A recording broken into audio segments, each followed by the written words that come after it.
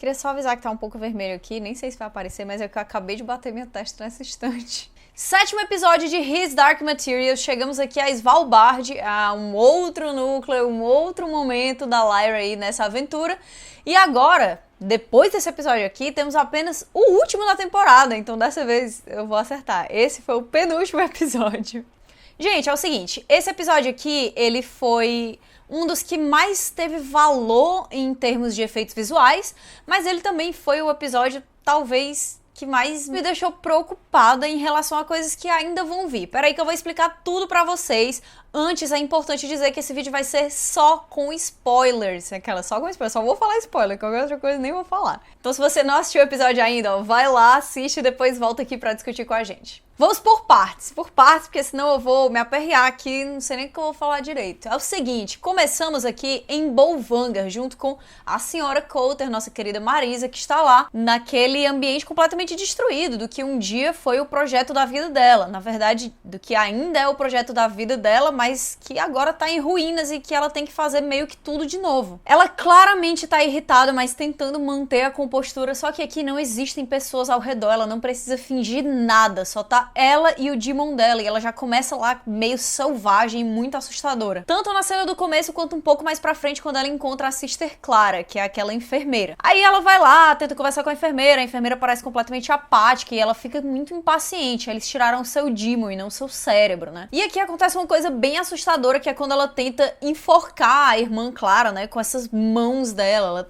segura assim com força, a gente acha inclusive que a menina morreu, e aí ela não morreu, foi logo antes dela morrer. A senhora Coulter soltou e falou: ah, desculpa, foi sem querer e tal. Assim, como se ela tivesse esse prazer muito grande em torturar, mas sempre parar logo antes de matar. Por que isso é tão interessante? Porque no livro isso acontece, mas de um jeito diferente, porque quem faz esse tipo de coisa é o macaco. Inclusive nos livros, o macaco é uma figura tão mais odiável do que ele é aqui na série, que na série você consegue ter simpatia por ele, você acha ele fofo, você tem pena e tal, mas nos livros não, ele é assim, o demônio encarnado mesmo. E em momentos ele segura demons de outras pessoas e tortura eles, arrancando pedaço e tal, mas parando sempre antes deles morrerem. Então esse paralelo aí foi bem legal. Ruth Wilson continua sendo um absurdo de atuação todas as vezes que essa mulher aparece. Mesmo que ela não seja tão necessária assim no episódio, meu coração bate forte e o medo dela é inexplicável. Então, a gente tem vários núcleos pra comentar aqui, tá? Primeiro eu quero falar do núcleo do Will, ali da família Perry dele, junto com a mãe dele, todo aquele plot do Lorde Boreal e tudo mais. O Lorde Boreal, ele chega, começa a ameaçar a mãe dele. Primeiro ele tenta ser amigo, né? Fica falando ali várias coisas sobre o mundo real, mas nunca citando nomes, porque são coisas que ele não conhece. Mas ainda assim ele consegue convencer e ele consegue ser assustador. E aqui tem uma hora em que o demon dele passa no pescoço dele, ela vê e ele tenta convencer ela de que ela tá ficando louca. E a mãe do Will, ela realmente é uma pessoa que tem esses problemas psicológicos ao longo da vida dela inteira. Inclusive, a gente vê aqui isso acontecendo agora de verdade com o Lorde Boreal e aqueles capangas lá dele, mas eu acho que ficou bem estabelecido aí de que esse tipo de coisa acontece há muito tempo, não é por acaso que todo mundo no colégio do Will conhece ela como louca. Então ela encontra o Will, pede por favor pra ele acreditar que aquelas ameaças ali são reais, que aquelas coisas estão acontecendo mesmo, apesar de ela saber que a cabeça dela não tá no lugar certo. E ali naquela hora a gente vê ele acreditando na mãe, comprando o discurso dela, e é quando eles chegam em casa e tá tudo completamente revirado. Ele tenta tirar ela de lá porque sabe que alguma coisa muito estranha tá de fato ocorrendo, leva ela pra casa do professor dele de boxe, que como eu falei lá em outro vídeo, tá aqui substituindo o que no livro seria a professora de piano dele, e a mãe dele fica por lá, e quando ele volta pra casa pra procurar as cartas do pai dele, aí tem toda aquela coisa de pessoas que estão invadindo enquanto ele vai começar a ler a carta do John Perry, e aí aquelas duas pessoas entram, e o Will, que já tinha sido estabelecido como uma pessoa que luta boxe, que tem técnicas aí, apesar de ser um adolescente, enrola, né, um cinto assim na mão dele e se prepara pra dar um golpe muito forte na primeira pessoa que aparecer ali no vão da porta. E quem aparece é justamente aquele cara que já tá com o Boreal há um tempo e que sabe sobre o pai dele. E aí na hora que ele dá esse soco, o cara topa na gata que tá atrás dele, bate na varanda e cai no andar de baixo. Eu não sei se ficou claro aqui pra todo mundo, mas esse cara morreu. O Will assassinou esse cara, mesmo que tenha sido por acidente. Talvez ele quisesse só desacordar, talvez ele quisesse só se defender, mas o que aconteceu é que de fato ele matou o cara. E a partir dali ele se torna um fugitivo, ele matou uma pessoa, além de ter uma galera que tá tentando perseguir ele, a mãe dele, conseguir essas informações do pai dele, ele de fato agora é um criminoso. Então deixamos o Will aí. No próximo episódio a gente vai saber mais sobre o que é que vai acontecer com ele. E voltamos para o mundo da Lyra, porque tem muita coisa acontecendo em Svalbard. Uma coisa que me incomodou profundamente foram os constantes cortes entre o mundo da Lyra e o mundo do Will. Eu entendo que aquilo ali foi feito para dar a impressão de que as coisas estão acontecendo ao mesmo tempo, que lá no mundo do Will tá rolando aquele negócio dele ter medo de ser pego dentro de casa, e ao mesmo tempo a Lyra tá saindo ali de Svalbard e tal. Ok, mas o que isso acaba causando é uma diminuição no nível dramático dos dois lados, porque quando a gente tá entrando ali no clima do que tá rolando em um, corta pro outro.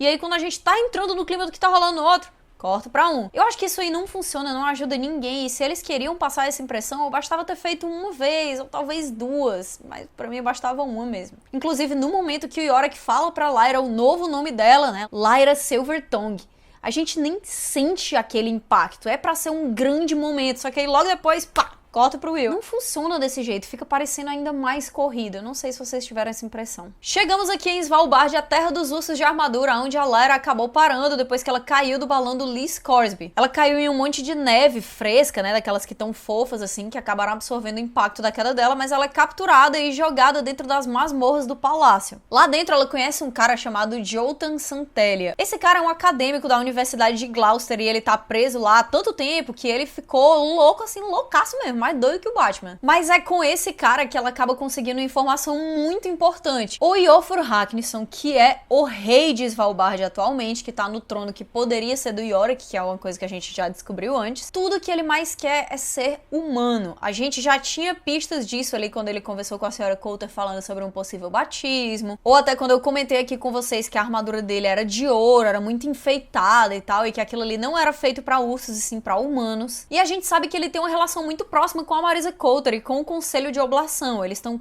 constantemente dentro daquela aliança ali, ele pedindo coisas, os outros pedindo outras coisas, e sempre com essa troca da senhora Coulter passar pra ele uma sensação de pertencimento naquele mundo dos humanos, e ele dá pra ela o que quer que seja que ela precisa. Inclusive, novamente, não é falado aqui, mas no livro a gente descobre que pra cima e pra baixo ele carrega uma boneca que tá vestida da senhora Coulter, uma boneca pequenininha, meio que fingindo que aquilo ali é o demon dele. E aquela sociedade inteira dos ursos, ela tá mudando o jeito que ela age. Isso eu tô falando aqui no livro, tá? Não porque eu acho que, poxa, tem que ser exatamente igual ao livro, mas porque eu quero que vocês tenham mais ou menos a ideia que eu tenho de Svalbard, porque muita coisa foi colocada aqui na série só por cima. Daí dentro daquela sociedade dos ursos que tinha uma cultura própria, que agora tá tentando se adaptar a essa cultura dos humanos e do magistério, existe como se fosse uma classe da burguesia, de outros ursos que veem tudo que tá sendo feito pelo Iofur Raknison e tentam adotar aquilo ali como se fosse moda. Então eles começam a carregar os bonequinhos também fingindo que são demons. Os ursos estão usando armaduras que são muito enfeitadas, que são feitas de ouro. Aqui não, mas no livro eles têm plumas e coisas do tipo. Inclusive aqui, na adaptação da série, foi bem legal porque eles tentaram colocar armaduras com detalhes que remetem pra gente, da audiência, justamente como coisas humanas de outras épocas. E aí a gente tem que lembrar daquela conversa que a Lyra teve com o Yorick Burnison há alguns episódios atrás, na qual ele fala que um urso não pode ser enganado, que eles enxergam as coisas de um jeito que os humanos esqueceram. Só que o grande ponto aqui é que esse rei dos ursos, ele tá agindo de um jeito muito humano, ele tá tentando se juntar a humanos, ele tá tentando se vestir como humano, ele quer ter um demon como humano,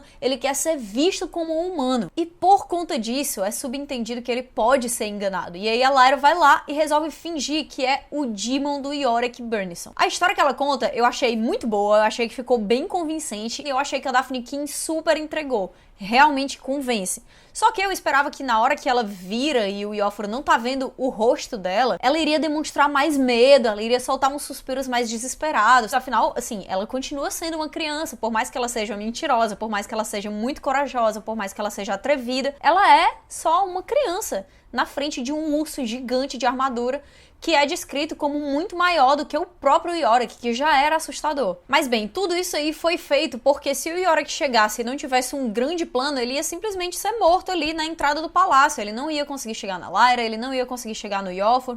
E é por isso que toda essa treta tinha que ser armada. Era meio que a única esperança, por mais que ela fosse completamente absurda. Então o Yorick chega, Lyra explica pra ele o que é que tá acontecendo e ele parece estar empolgado pra realmente ter esse duelo com o Iofur e um dos dois, o que ganhar e matar o outro, ser o rei supremo de Svalbard. E aí entramos nos problemas na minha opinião. Vou explicar pra vocês.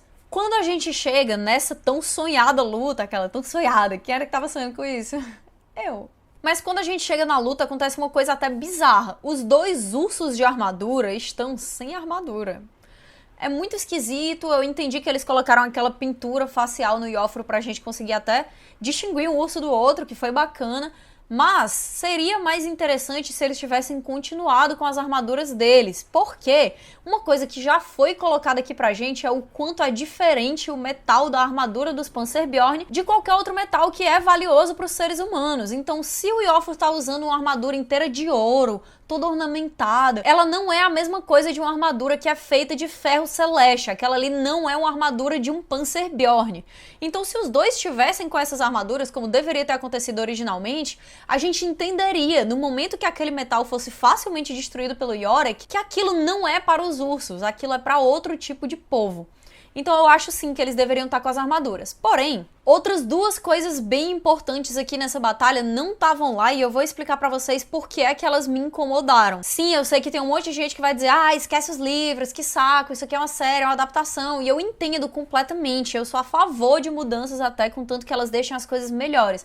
Mas deixa eu explicar pra vocês por que é que isso me incomodou e vamos ver se a gente concorda aqui. Primeiro, a gente não viu qual foi e como foi o momento em que essa batalha acabou. A Lyra virou pro outro lado e porque ela não viu, a cabeça dela meio que cobriu pra gente tudo que tava rolando por lá, mas deixa eu explicar pra vocês aqui exatamente o que é que aconteceu. E eu estou muito triste em dizer que essa aqui é a primeira vez em que eu posso dizer que o filme da Bússola de Ouro foi mais corajoso do que essa adaptação nova. O Yorick, por saber que o Iofur pode ser enganado, que ele tá pensando como humano, ele começa a fingir fraqueza, a mancar de uma pata, a ficar mais pra trás, e na hora que a soberba do Iofur acaba tomando tudo ali e que ele começa a falar mal do Yorick, dizer que ele vai perder, fazer toda aquela provocação ali com o adversário dele, no momento em que ele se descuida, o Yorick dá só um golpe muito forte no queixo dele, a mandíbula dele toda é arrancada. No livro é descrito que a língua dele fica pendurada assim na garganta, que o sangue é espalhado por todo o ambiente ali da batalha em Svalbard, e que depois disso, pra acabar o ritual ali, porque a gente afinal tá falando de uma outra cultura, ele abre o Iofur, pega o coração dele e come o coração dele na frente de todo mundo enquanto ainda está quente. Precisava ser exatamente assim? Não, não precisava. É violento demais? Talvez. Tudo bem, é violento demais. Mas não deu nem pra gente entender que o Yorick tava tentando enganar o Iofur ali. A gente só achava que ele tava mesmo perdendo a batalha e que do nada, na hora que a Lyra virou, aconteceu um milagre. Ele tava querendo defender ela do outro urso e tal. E aí acabou ganhando de um jeito que ninguém faz nem ideia de como foi. Que é triste, porque se você parar pra pensar, foi tudo estabelecido. Aquela cena em que ele fala que um golpe arrancaria um membro de um humano, era perfeito pra explicar na hora que esse mesmo golpe arranca a mandíbula de um urso. E que toda aquela história dele com a Lyra sobre não dá pra enganar o urso, ele teria compreendido que o Iofur não tá pensando desse jeito. Ele venceu não só na força bruta, mas também na inteligência. Agora, por quê? Por que é que eu não gostei de ter cortado e não mostrado pra gente a hora mais violenta dessa luta, que é o final dela? É porque eu gosto de ver violência gratuita em séries de televisão? Às vezes sim. Mas é principalmente porque isso me preocupa daqui pra frente nessa série. Novamente, eu não acho que precisa ser exatamente idêntico ao que ocorre nos livros, só que Fronteiras do Universo é composta por 3 livros. Esse é só o primeiro e ele é o mais leve de todos. Daqui pra frente a gente vai ter gente com partes do corpo decepadas, pessoas sangrando quase até a morte, a gente vai ter batalhas épicas, a gente teria cenas de, sei lá, canibalismo, ou então de consumo de uma espécie por outra espécie, assim, tem coisas que são bem cabulosas e bem bizarras. E eu sei que tem certas pessoas que esperavam esse tipo de violência gráfica justamente porque a gente tá falando aqui de HBO, apesar de que, novamente, estamos falando de HBO, mas também de BBC, porque essa é uma coprodução das duas. Mas assim, eu fico pensando que Quando você coloca animais falantes, sejam eles os demons ou então os ursos de armadura. Quando você coloca bruxas, quando você coloca um protagonista criança, quando você coloca tudo isso, é muito fácil olhar essa história como se ela fosse boba. E esses acontecimentos mais gráficos são justamente o que fazem a gente entender que aquilo ali é uma história que ela não tá sendo peneirada só pra conseguir ser aceita e consumida por um certo tipo de audiência bem mais jovem. Isso me entristece, tanto porque eu acho que daqui pra frente não dá pra peneirar tanto assim, quanto porque tudo que eu quero é que cada vez mais pessoas de 20 e poucos, 30 e poucos, 40 e poucos anos assistam isso aqui. Enfim, queria colocar isso aqui, não quer dizer que o episódio tenha sido terrível, que eu tenha detestado, não é isso. Eu só tô preocupada e queria dividir essa minha visão com vocês. Daí, um pouquinho mais pra frente aqui, a gente tem o reencontro da Lyra, primeiro com o Roger e depois dos dois com o Lord Asriel. E o James McAvoy, acho que é indiscutível isso, faz esse personagem muito bem. Ele encontra a Lyra e ele fica desesperado. Inclusive, tem várias pessoas que nem entendem por quê. Ele fala, eu não chamei você, por que você tá aqui? Vai embora agora, saia daqui. Ele tá incrivelmente perturbado com toda aquela situação. E quanto menos a gente entende os motivos, mais louco ele parece. E ele fica mais tranquilo quando ele vê o Roger. E a gente já pensa assim, tava dando tudo certo pra lá, agora pelo jeito tem alguma coisa estranha aí. Será que a gente pode confiar no Lord Asriel? O que é de fato que ele tá tentando fazer? Será que ele é tão melhor assim do que a senhora Coulter? Descobriremos no último episódio da primeira temporada que tá chegando aí, que por mais que eu tenha ficado triste com algumas coisas nesse, foi só assistir o preview do próximo que eu já fiquei...